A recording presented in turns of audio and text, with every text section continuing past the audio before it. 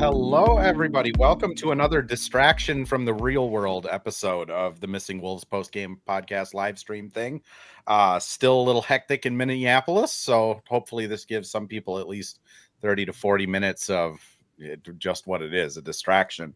But we do have some basketball to talk about. Wolves go out there and decide to beat Milwaukee by 33 points without Ant and Rudy Gobert. And I thought, we need someone from Canis Hoopus to talk to about it. And Benny Hughes joining the show again. How's it going, man? Long time no talk. I know, yeah, it's going great, dude. Yeah, we're just enjoying more of the season. I think the last one that I was on was it was like a Dallas game in October or November, and they kicked some butt that time too. So I was like, all right, I guess like every time I'm on, we're gonna have a big blowout. So that's fine by me. Well, and it's one of those things where I'll be honest, like I forgot how boring blowouts are. Like midway through the second quarter, my attention span turned into probably that of my dogs. Yep. And I was just like anything to distract me from boring basketball. But Wolves went out there and did it. Again, 33-point win over Milwaukee. In Milwaukee, Giannis played. Ant and Rudy Gobert were both out. I mean, I guess I'll just start off. What was your main takeaway? What do you feel like went most right for this team tonight? Yeah, for sure. I mean, we can start off just like at the very beginning of the game, with just like Randall and Jade McDaniels. I feel like that was kind of the starting point, and just the ability of Randall. It seems like every time that Ant has had to miss games, which has been more this year than in years past, just like his ability to kind of take on a little bit more has been really cool to watch. Like that's exactly what you want out of a second option, right? Like is to defer when needed, but and when that guy's out, like that's your time to shine. So that was really cool to see. What do you have? 29, 8 and 6. Like that's gonna win you the game a lot of the time. And just to also see him defensively kind of carry that stuff over from Wemby in the fourth quarter and using that physicality against Giannis. I did not think it was going to work as well as it did. Because Giannis is definitely a step up in terms of the strength department there. But that was also really cool to see, and just to see that he has that in his bag too. And then Jaden just coming out again, first quarter, 4 of 4 from 3, 5 of 5 overall, 14, I guess, right away. And then like we kind of talked about right before we went on, not a whole lot else going on. So that was kind of just initial like popped right away, and obviously that's when they got up big early and they kept it rolling. So. Yeah, I mean, it's one of the things this team kind of talks about a lot is they need to start faster. They need to just play better right off the rip. And this is what happens when they do. Like they are so talented that they can just kind of put teams away. I mean, for me, it was the ball movement, like 12 assists on 15 shots. That's almost unheard of for this Wolves team. I think on the season, their assist percentage is like 60 to 65, somewhere in there. And like just how willing everyone was to share it. Not to say that like Ant is a ball hog or Rudy is a ball hog, but like it just seemed like everybody understood that like if we're going to beat this team, we got to pass the ball, pass it quickly, make good decisions. And I mean, the other kind of headline, I guess, coming out of the game is just we finally saw Johan. Mm-hmm. Mm-hmm. What? Oh, we saw him. Before I get into the stats and everything of it, but just like how much did that kid pop off the screen for you? Man, no, it was like, I mean, just jaw dropping, honestly. I mean, you knew he was a freak athlete and you knew he was really raw. I feel like that's kind of what we knew about him. If you were really, really invested, obviously saw him a little bit in Iowa. He was kind of balling out down there, which is really awesome to see too. But you always wanted to see, like, especially now, like how much of that can translate at 19 years old. Obviously, you're not expecting him to come out and, blow the house down, but you want to see some stuff. And you saw that tonight, which was really, really awesome. It was really cool to see. And I don't know, I feel like I would have to look up. I'm going to do that maybe a little bit later tonight. But I think if you look up, not comparing the two, don't clip this for the record. But if you look up like 2014 Giannis, I feel like that there is a lot of similarities in terms of the athletic ability and just kind of how they looked at that age. But yeah, he just popped off the screen. I thought in the third quarter when we probably felt a little bit too worried about a 20-point lead, he was kind of the one that like got a couple offensive rebounds, got a few extra possessions. Just like not anything like, super crazy of big dunks or anything like that, but just like little stuff that kind of pushed the lead back up to closer to 30. And I just thought that was like really impactful and really cool. So. Yeah, I mean, stat line 13 points, 5 rebounds, 2 assists. 4 of those rebounds were offensive. Also, I think he had a steal in there. I think we also kind of saw the downside of Johan. He Hmm. plays, not a ton of minutes, 29 minutes, Hmm. 4 fouls, and they were all kind of ticky-tack weird fouls. I want to say he had 3 fouls before they gave him like the last 10 minutes in garbage time. So like Sure. there is that kind of weird, you can tell he jumps at everything. You can tell he's raw. He doesn't really know where to put his hands a lot of time. That being said, he did have like a roll around on the ground jump ball that was like Hmm. particularly endearing. And then he won his own jump ball, which was also like, okay, this is nice. End hate is spamming start Joe Ingles, including start Joe. Here's the thing. I wrote a feature on Joe last week. I'm a big Joe guy. I wouldn't mind if Joe got a couple minutes now and then. Like Yeah. he's still fine. Yeah. I'm a big Joe guy. But yeah, back on Johan, I just thought, to your point, like when they drafted him, there was kind of the jokes of like he's going to be French Giannis and Rocco Yeah. is going to be Australian Jokic. Right. The big two, Uh, man. like it is kind of uncanny just how athletic he is, and how, even though he doesn't really speak the language yet, even though he doesn't really know what he's doing yet, he's just in the right spots a lot. Mhm. Wouldn't you say? Yeah, absolutely. And just like, I mean, that was the other part I feel like we heard about right after he got drafted, is that he catches everything. I feel like you Mm-hmm. saw that tonight. And there was like a lot of like smooth finishing. I mean, he had I think there was like a reverse right on Giannis, kind of in the Yep. first half. And he had a couple other that was like maybe not like reverse, but catch it on the left side, finish on the right or something like that, which is like, that's not necessarily the easiest thing to do. And so that was just kind of cool to see too. If some of that was like, okay, that looked fluid. The catch into the finish looked fluid. It looked good, and obviously, needs a lot of polishing, but that's kind of all you can ask for right now. I feel like so. Yeah. Yeah, I think his only missed shot was that weird push shot that he took like Yeah. in the third quarter. But like other than that, he was excellent. Like you said, he Mhm. catches everything, which I feel like, that is an actual positive attribute when you're watching Rudy Gobert 80 Yeah. games a year. Um, Rudy's been better this year, but I think that's encouraging. I mean, I guess my next question is just like, do you think this is something that can be put back in the bottle? Like, do you think now that we've seen a 29-minute Johan performance and he was able to be relatively successful against Giannis, Bobby Portis, like some of the bigger guys on this team, like, do you think that he's someone that should maybe get at least a sniff at the rotation? I mean, yeah, like I think that it could be situational, and I feel like Finch always talks about that, especially with young guys, of like, hey, like you might get this role on this night because it's a really good matchup for you. I remember that being talked about a lot last year with like Jalen Clark. Whenever we would play the Suns, that would be a thing because they had a lot of perimeter guys. So just kind of going off of that, like obviously it's going to be tough when you have three really really good bigs, and the unfortunate thing is that the 4 and the 5, the front court, there's only 2 positions. In the back court, there's 3. So there's just naturally less minutes available. And then especially when you have those 3 guys that are deserving of close-ish to 30 minutes, like it may get a little tough to finagle, but like I don't see why he couldn't just come in on any given night, play 10 to 15 minutes, provide at least a snippet of what Rudy provides at the rim and just some offensive stuff as well. I don't know if you can really put it back in the box at this point. Yeah, I mean, pack mentality says yes, Yeah. throw him in when we play the Rockets next. Like, it is one of those things where I think, Finch has talked about it before, where like out of a young player, you kind of expect one good game, one rotten game, and one below average game.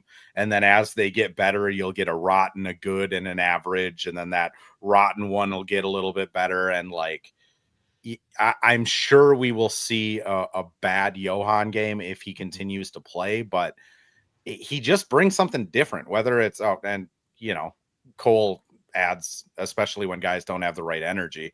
That's what Mhm. I was going to say. Like, he just brings energy. He's a very serious kid.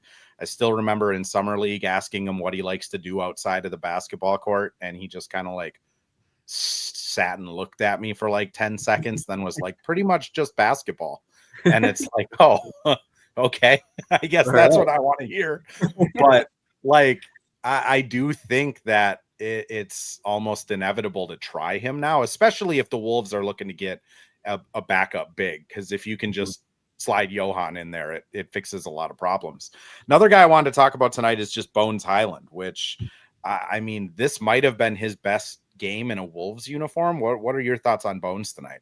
I mean, yeah, I think you'd be hard pressed to find a better one. But it was just like, I mean, it was cool to see. I mean, what I wrote down was like they played like a team like that had nothing to lose, that knew like two of their top guys were out. And I think Bones kind of took that mentality to heart of like, I've got extra shots out here tonight. I'm taking them. I'm going to shoot it with confidence. Like, there's not, I don't have to give it up, you know? And that's the perfect mentality to have. I think that they move the ball really well, but when he's given that pop off the bench, especially when you move Nas into the starting lineup, he's the one off the bench that you're looking to kind of fill it up a little bit. And he did that tonight. And I, as I'm sure everybody else did, I was doing this a lot at my TV tonight as he made five of them. So, but yeah, it was just really cool to see, like, took advantage of the opportunity. For some reason, they were leaving him open. I know he kind of had like an up and down stretch the last couple of weeks. You know, he had a couple rough shooting nights, but it was just cool to see him get back on the right track and just show like, hey, I can still provide this, especially when we're down some guys. I can pick up a little bit more slack, which again, it's exactly what you want of a little boost off the bench, you know. Yeah, I mean, 5 of 7 from 3, 23 points, 5 assists, no turnovers. Like he was good. I'm what are kind of your thoughts on Bones? Like, do you feel like he's going to be a playoff rotation guy, or where are you kind of sitting on him at this point? Yeah, it's fascinating to me because I don't know. I still remember all those reports of like us wanting to deal Nas Reed for him, you know, all those years ago. So it's just kind of like I have to reorient my brain of like Bones Highland and who he is this year, right?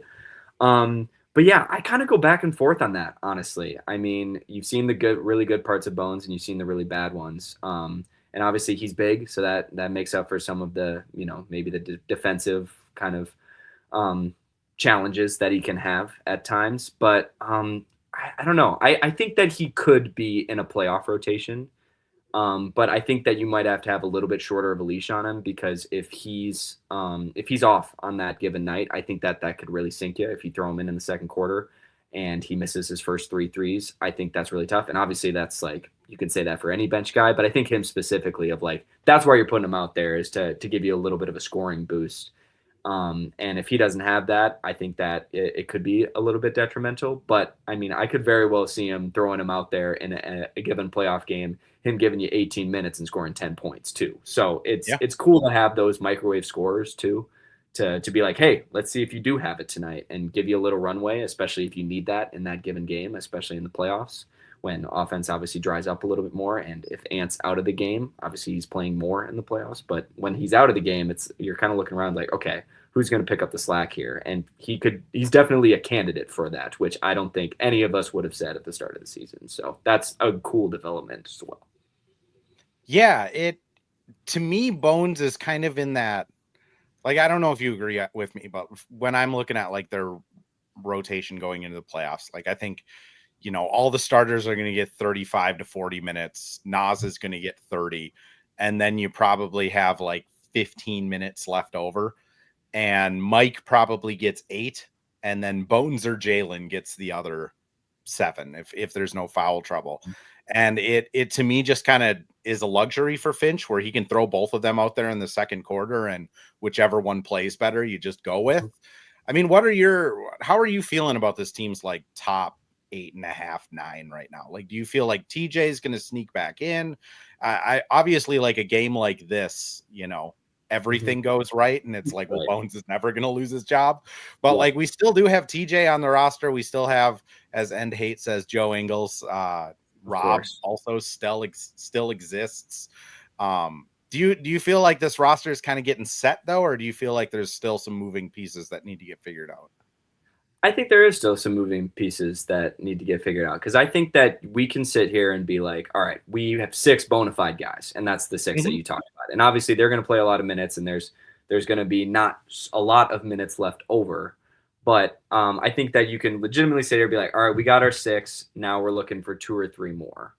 And Bones is obviously in that conversation, Mike Conley and Jalen Clark. I think that's what I'm framing my beliefs around, at least come playoff time. Those are the 9 guys that I'm thinking about. And obviously it's nice because all those guys give you different things and you can kind of plug and play as needed depending on the matchup, depending on the game.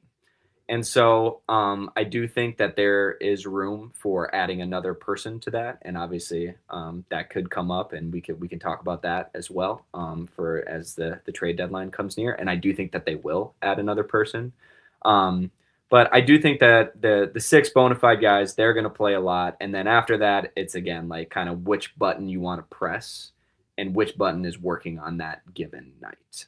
And so that's where I think that there could be a little bit of wiggle room for adding somebody else to the room. In terms of TJ, it's just like that's tough, man. You know, like second foot injury when he played. Obviously, it wasn't just, at least the net rating would say that it wasn't just bad. It was like really, really bad. And I still do hold out belief. He was essentially the worst player in the league before the injuries. Like it was about as bad as you can be.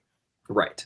Yeah. And so, maybe I'm being a little bit prisoner of the moment of leaving him out and just being like, oh, he's hurt right now, out of sight, out of mind, which is maybe unfair to him. And I do think that he has a skill set that does translate well to the playoffs. And as you saw last year, especially against OKC, like he came in and he played extremely well in a few games. So, again, maybe I'm being a little bit, nearsighted and saying that, I'm not really kind of factoring him in.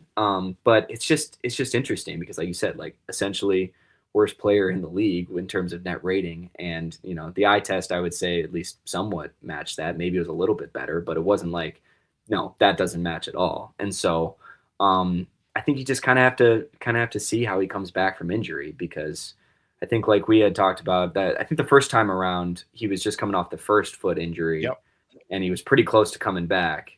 And I think I remember saying of like, that's his NBA thing, right? Is that strong first step. And if your foot isn't 100% and you can't push off of that, like he usually can, then it gets a little bit tough and it gets a little hard to envision that him being impactful, especially come playoff time.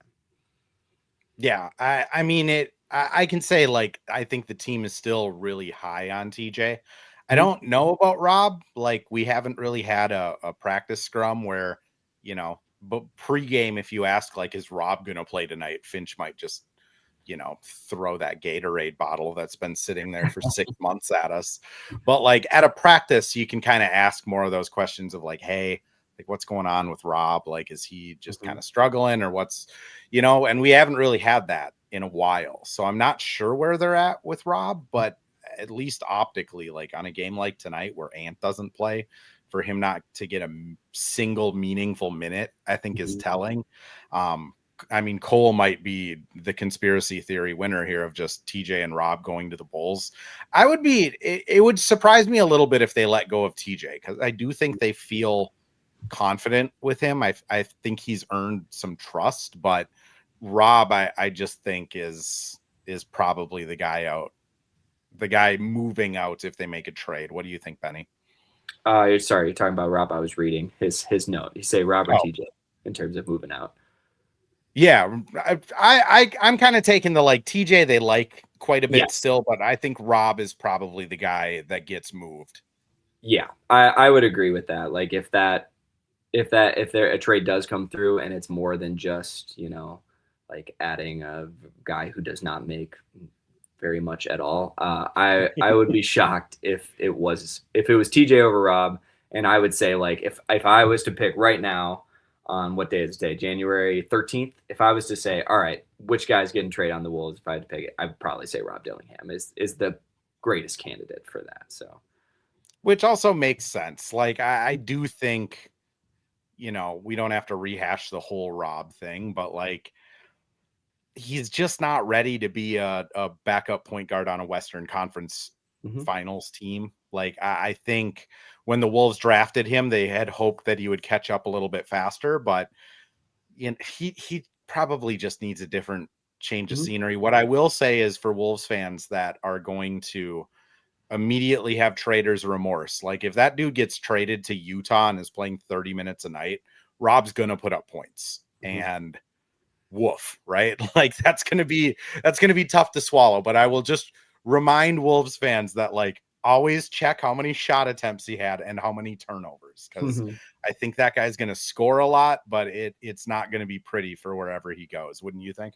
Yeah, I would agree with that in terms of like at this point, it does seem like it is trending in that direction, and never say never. I mean, I will still be cheering for him for as long as he is on the team, and I do see the talent there, but it could just be a thing of like he just needs to go somewhere where he can kind of play through it. I feel like to a much lesser extent, you kind of saw that with like Josh Minot, right? Like Yep. you got a little bit of a role, and again, second round pick, so very different in terms of their value or perceived value. But he's in Boston now, and he may not play every night, but he has more of an established role there, and he's had some great games this year. And so it's kind of the same thing where if Rob goes to maybe a worse team than Minnesota, you could see him putting up those numbers, kind of playing through it and finding his way.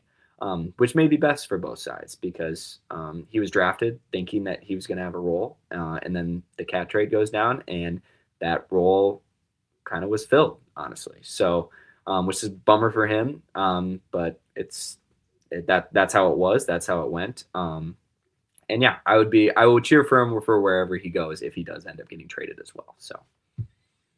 Yeah, it is important to remember that like he gets drafted and he was going to be like the guy with Nikhil off the bench in the backcourt.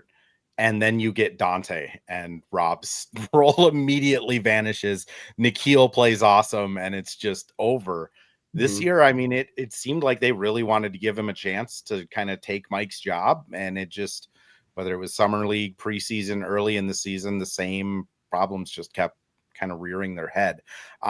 Let's talk trade though. I'm gonna throw us over to a couple ad reads here, and then we'll kind of get into it because Cole brings up,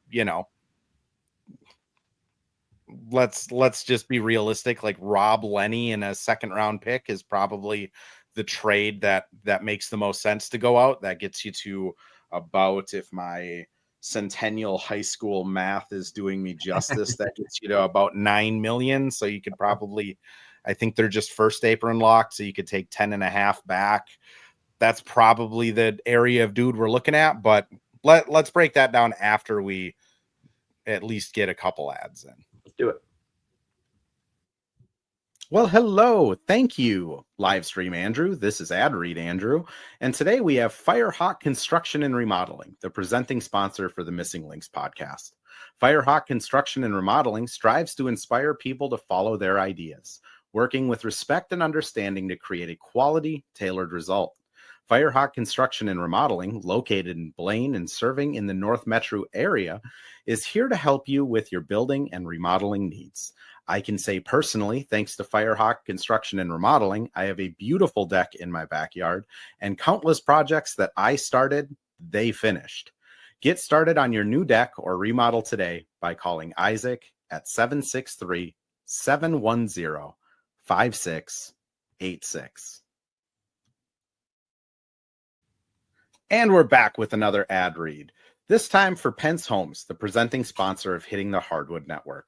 From the best tools and technology to transparency throughout the entire process, Nate Pence and the Pence Homes team is the top choice for buyers, sellers, and is proud to support you and your home ownership goals. Get started today by calling 612-308-1122 or by emailing info@pencehomes.com. Couple housekeeping things before we get going here.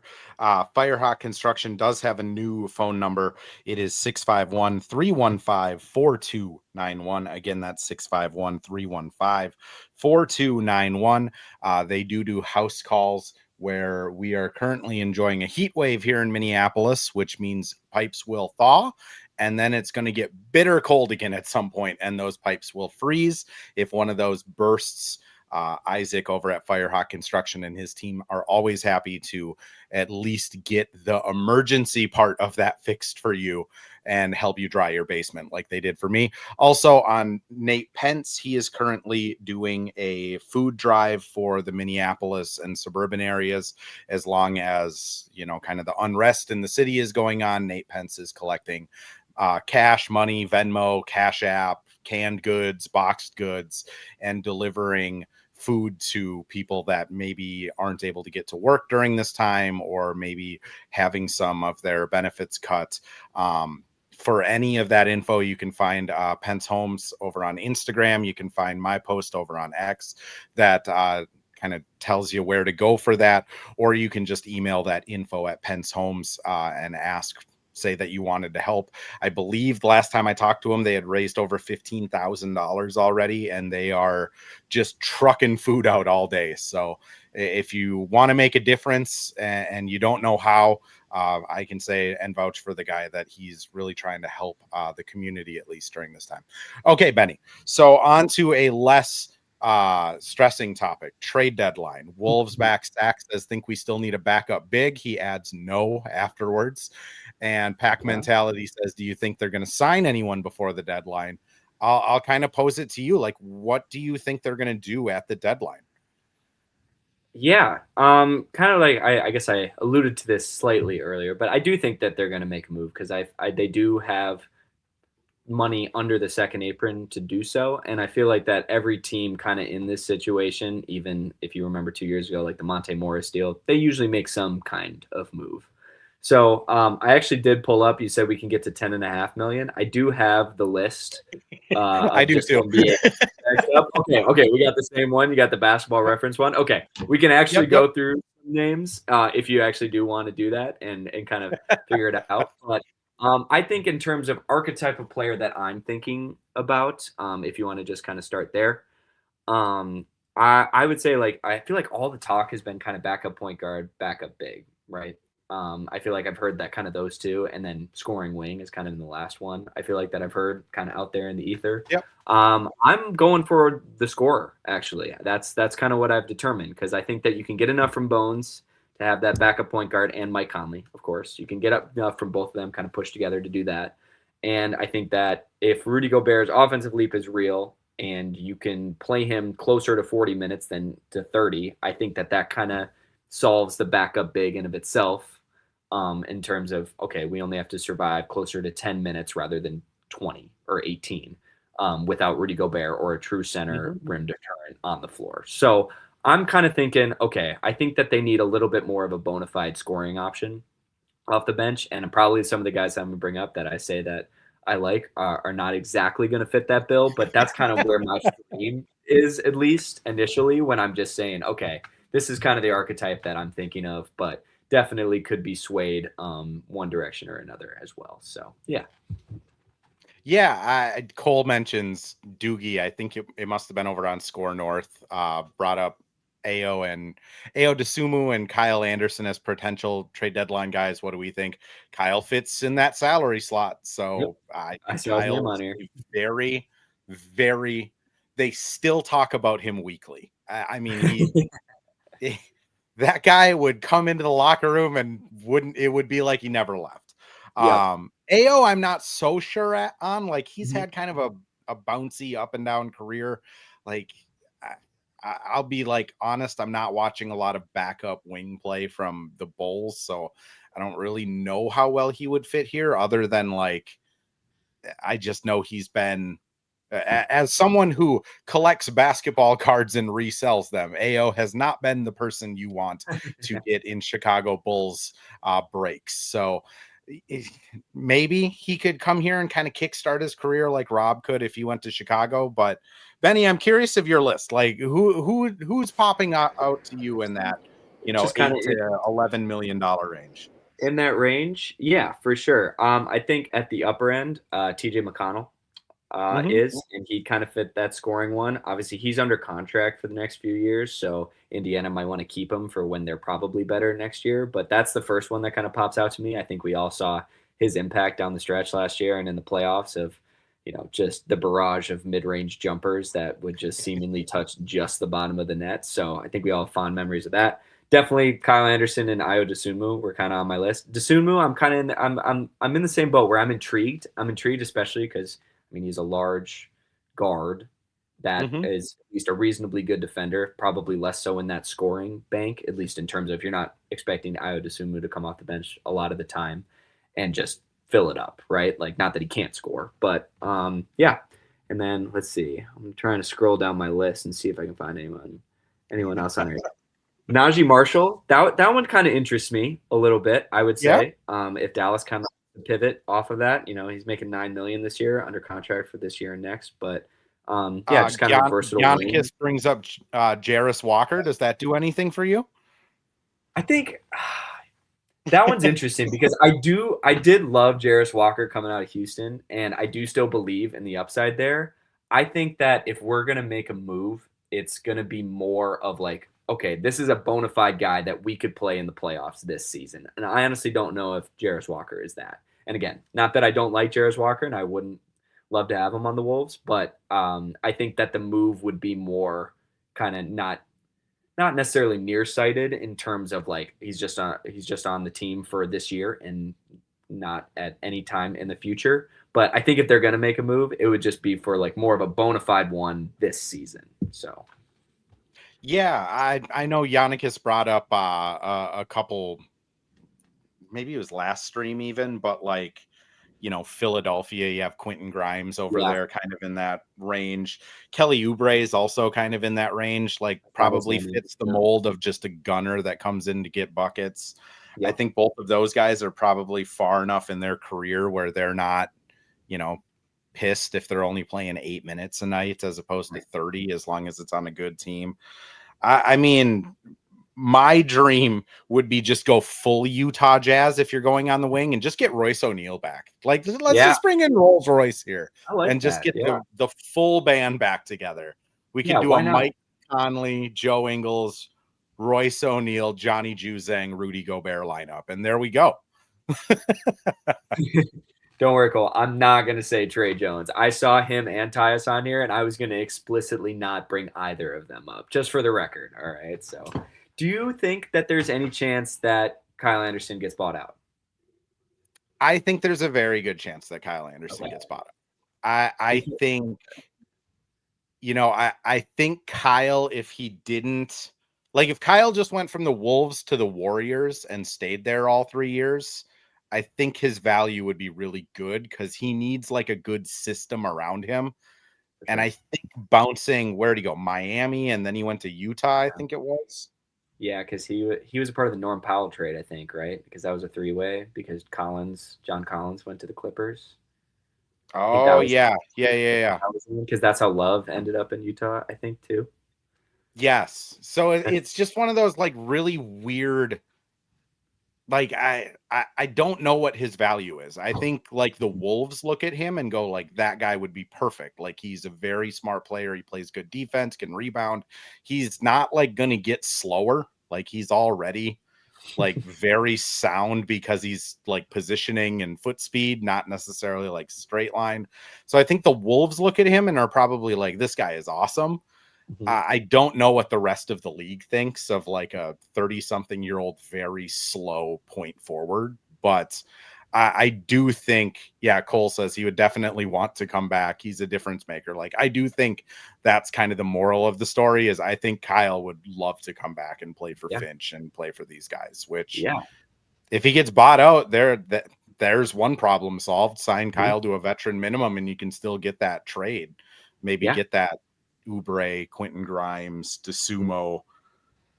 The other thing that's really hard when you're like looking at who's like available to trade, the people that are going to be interested in a Rob Dillingham are probably bad teams, right? Like you're not gonna get like Buddy Hield from Golden State for Rob Dillingham. So you almost have to look at like the bottom 10 teams in the league and look at what they have, which is usually not very good.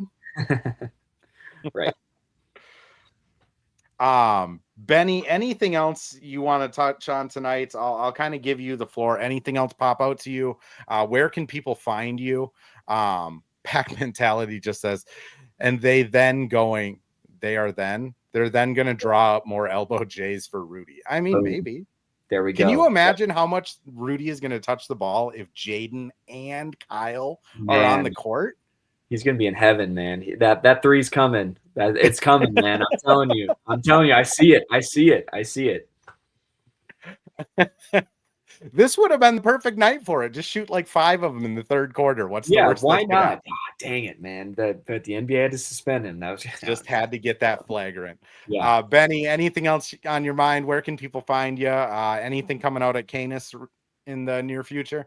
Yeah, honestly, I haven't done too much as of late. Just kind of gamers, some roundtable stuff. We did one for KG recently. Yeah. Obviously, coming back, really awesome stuff.